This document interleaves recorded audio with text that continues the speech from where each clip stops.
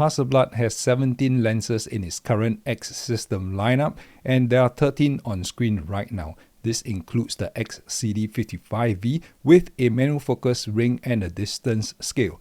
The internal focus mechanism works differently across a variety of lenses, and Hasselblad has leaf shutter mechanisms, and there are also different implementations across different types of lenses. There are also zoom lenses available. So I've gone through the entire Hasselblad website and I combed out every single detail they have listed in all their spec sheets across all the different lenses, 17 of them in total, and I have highlighted the selling points, I've highlighted the key points, and I will go through this whole table in its entirety, but let's make it a little bit simpler. I've stripped out some of the tables, some of the columns, and I've classified them into the E series, V series, and the P series, and some of the older lenses from the X series. So there are fewer categories here, there are fewer vertical columns here, which I will step through one by one, and you get a better sensing on what the main selling point of each of these lenses are.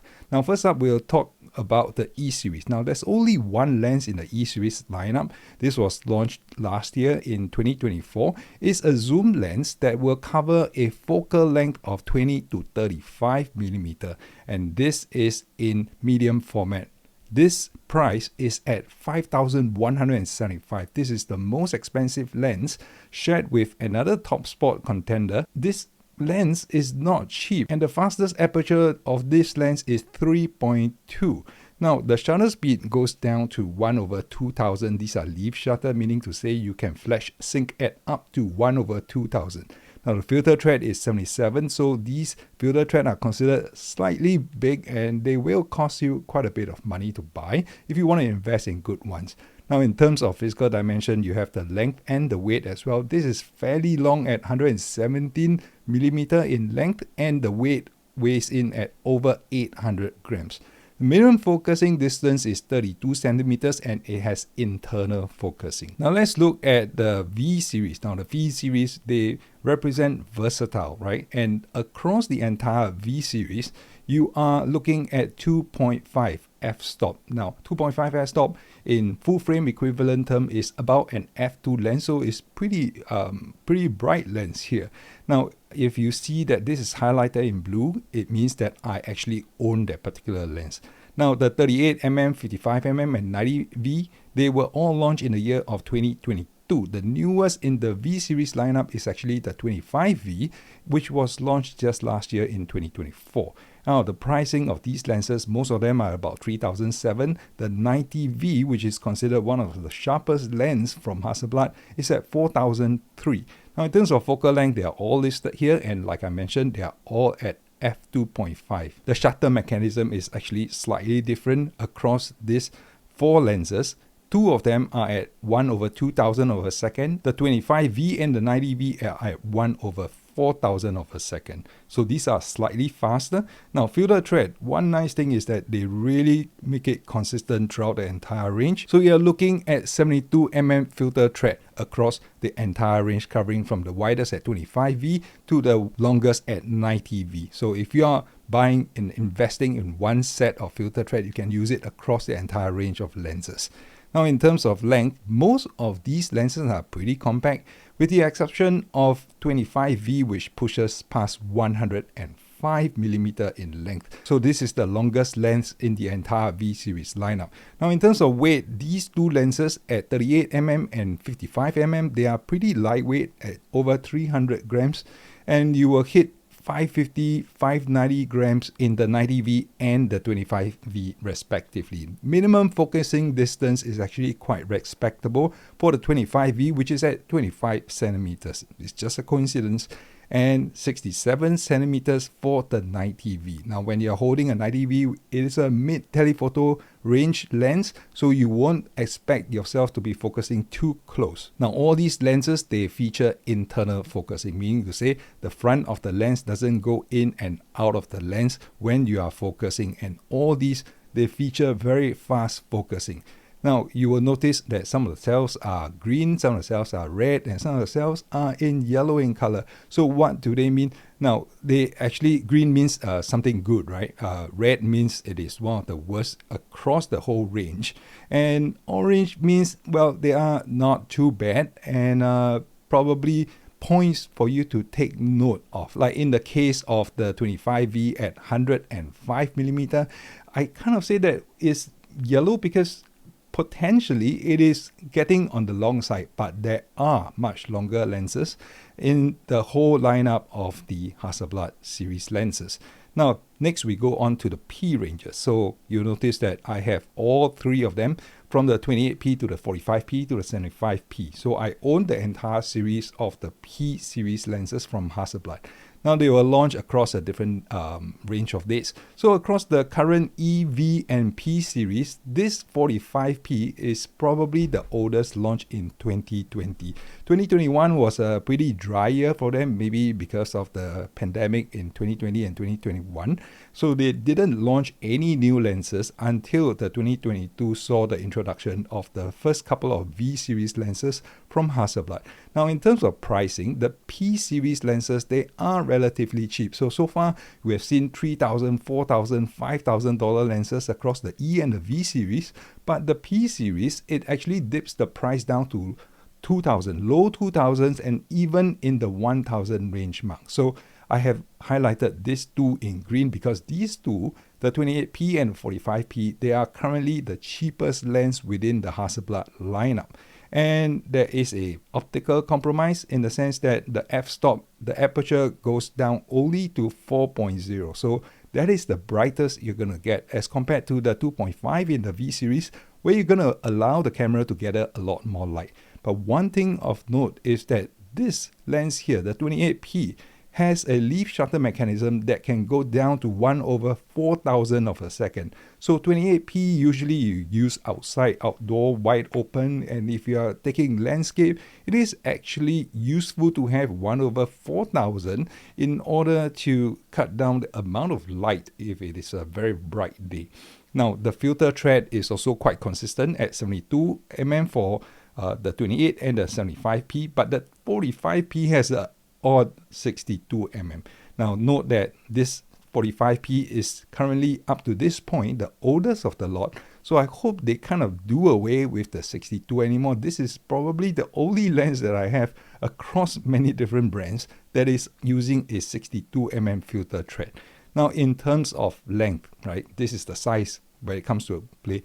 48 and 52, so these two are really portable, right? P for portable, and 48mm, 52mm, these are one of the shortest length lenses that Hasselblad has to offer today. So if you are after portability, these two are really the ones to go for. And you will notice also that the lens is relatively light at 245 grams for the 28P. So the 28P actually has a lot of green color points to its advantage. Even the minimum focusing distance is at 22 centimeters with internal focusing. Now, in general, I try to look for internal focusing so the lens element doesn't go in and out when you're trying to focus, and focus mechanism is going to be a lot faster. The 45P is a bit of an oddball here because it doesn't use internal focusing. Now, internal focusing is my preference, and out of the whole lot here, the only lens that is using non-internal focusing is the 45P. 45P focuses actually quite slowly, and the front element of the lens moves in and out. So beyond the exclusive, the versatile, and the portable series, there's a whole list of X series lenses. I don't know what they call it. They don't actually call it any series. So this whole list here, it predates 2020, right?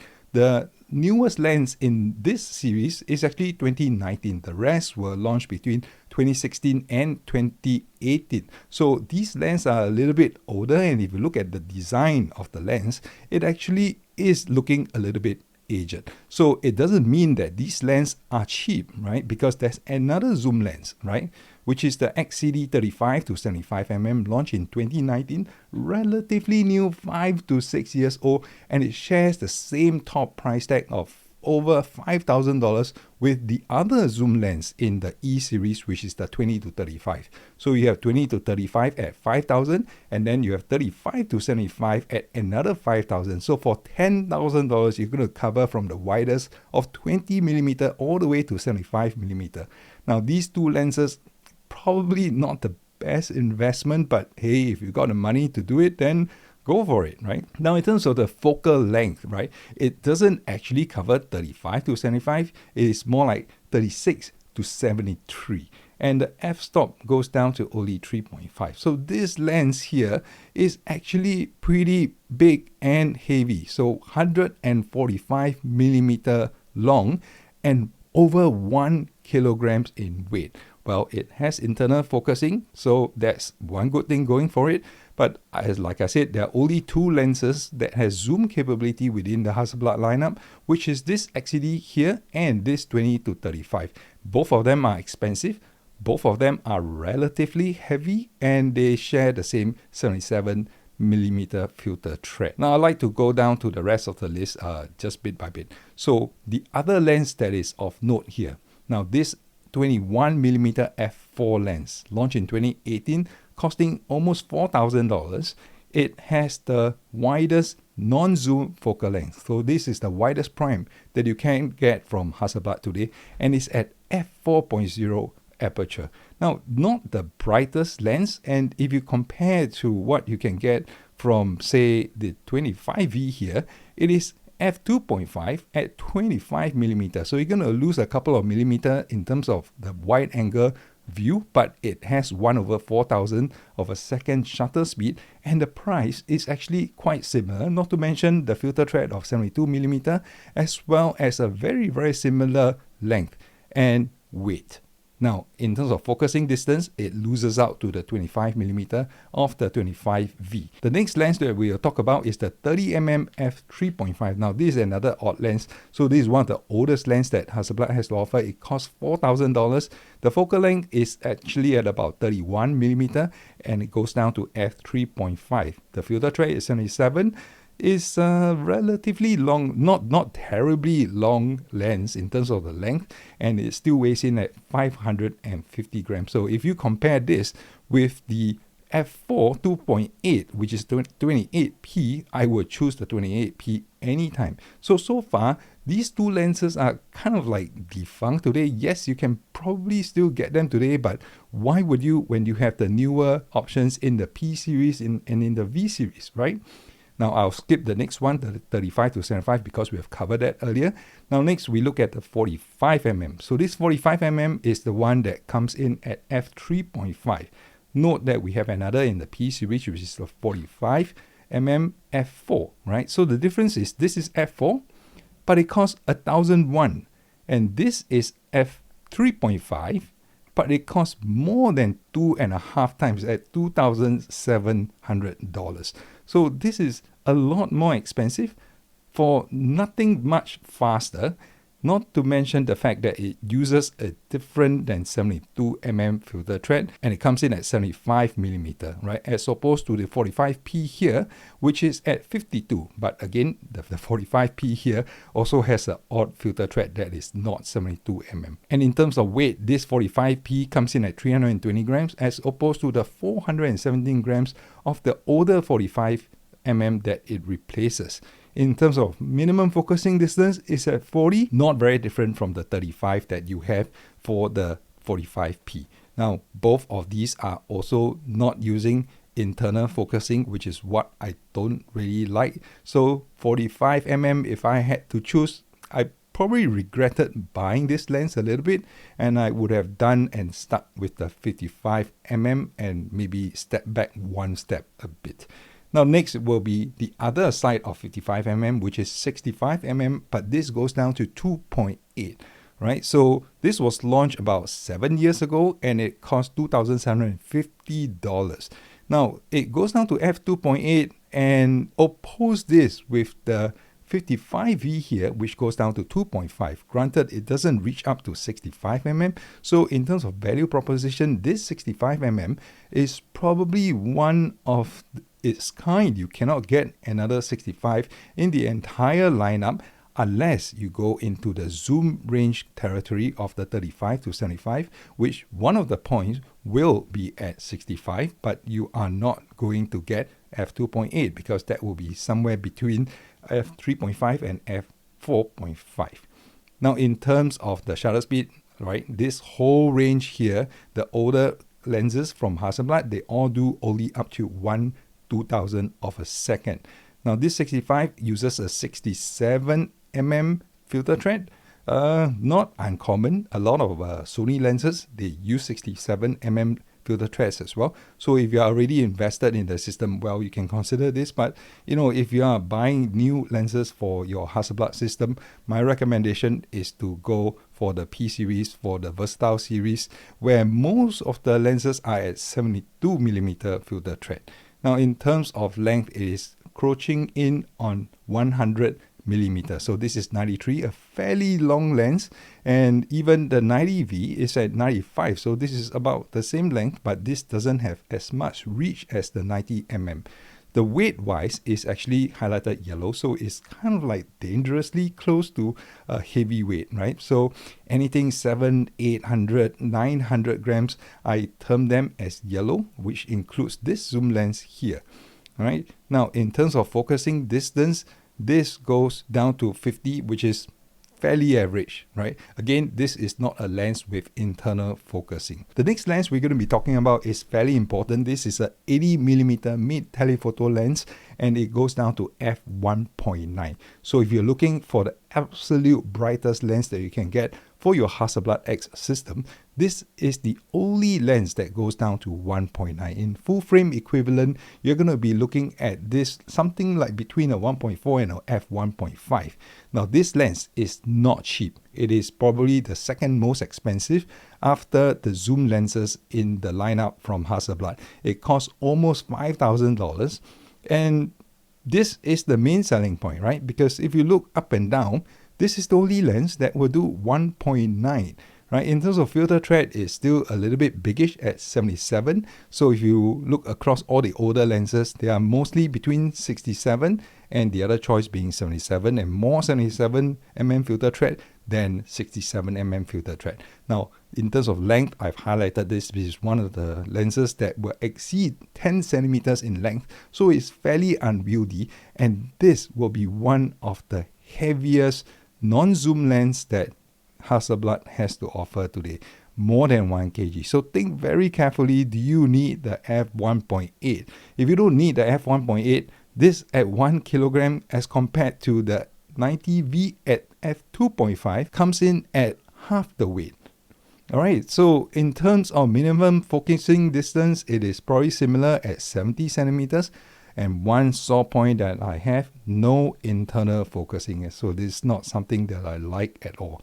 Now, when you go up to the 90 mm range, right? So this is the f3.2 version, launched in 2016. So it's one of the oldest lenses within the current decade, within the current X lineup.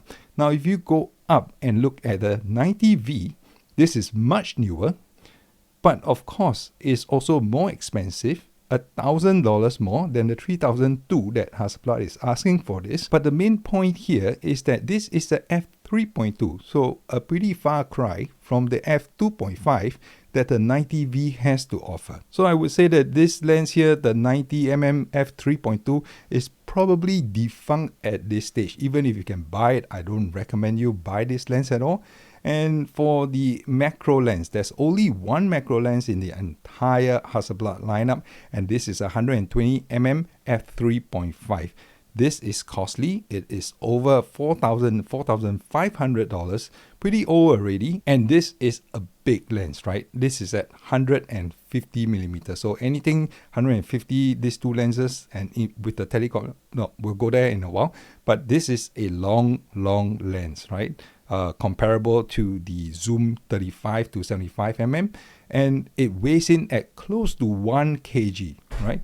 Minimum focusing distance is at 43, and this has a 1:2 magnifying ratio. So this is kind of like a true macro lens, except that it's not a 1:1. Internal focusing as well, so that's still good. Now the next lens here is the 135mm, which is actually sold together with the X converter 1.7x. So together it sells for $4,800. Again, closing in on $5,000 and easily being the second most expensive offering from Hasselblad. Now this focal length on its own is 133mm, and with the converter is 226. So if you need reach, if you need really telephoto lenses, this is kind of like the only option that you have. But with the TC converter, you are already looking at f4.8. So not a whole lot of light gathering abilities. But if you're trying to shoot a bright object like the moon, for example, it is still okay. You probably don't need that much light because the moon is actually pretty bright on its own. But then again, there are way cheaper options to shoot the moon than using a Hasselblad with this lens combination of costing almost $5,000, right? So this, in terms of length, is almost 20 centimeters together with the X1.7X converter. With the converter in, the whole weight bundle is 1.4 kilograms. Not light at all. Now, when you're trying to focus that far, of course, you know, the focusing distance, 1 meter, 1.05 meter, it is to be expected. Okay, so we've covered almost all the lenses that Hasselblad has today. And as promised, I will show you another chart here. So this whole chart here, it has extra details, including the month that it was being launched. I also calculated the full frame equivalent of all the focal lengths that is here. I have also indicated the lens element and the lens group across all the different lenses, and where the zoom is available, I will tell you what is the minimum aperture that the zoom lens N can achieve. I have also put in the maximum aperture, which is 32 for most cases, except the macro lens and the 135 with TC converter. Now, some of the things like, for example, diameter, I left it out in the earlier chart because I didn't think it was that important. Most of them are between 75 to 83, 85 millimeter. So 1 centimeter difference in diameter not going to affect the handling a lot. And in terms of maximum magnification, I have also listed it all now. Now, all this data is sourced from the Hasselblad website. If I've made any mistakes, do feel free to point it out to me. I could have typed in things wrongly, but I hope this helps you get a full understanding of what is available from Hasselblad right now, today in March of 2025. If you're going to be looking out for lenses, well, you can refer to this, screen cap this if you may, or better still, bookmark this video. Like the video so that you can find it, and if you found value in what I'm trying to share with you, do subscribe to this channel, and I'll see you in more videos on Leica, on Hasselblad, and on any luxury camera brands that I can get enough money to buy into. So I'll see you in one of those videos, and maybe I would have already gotten this, the 90V. Okay, bye bye.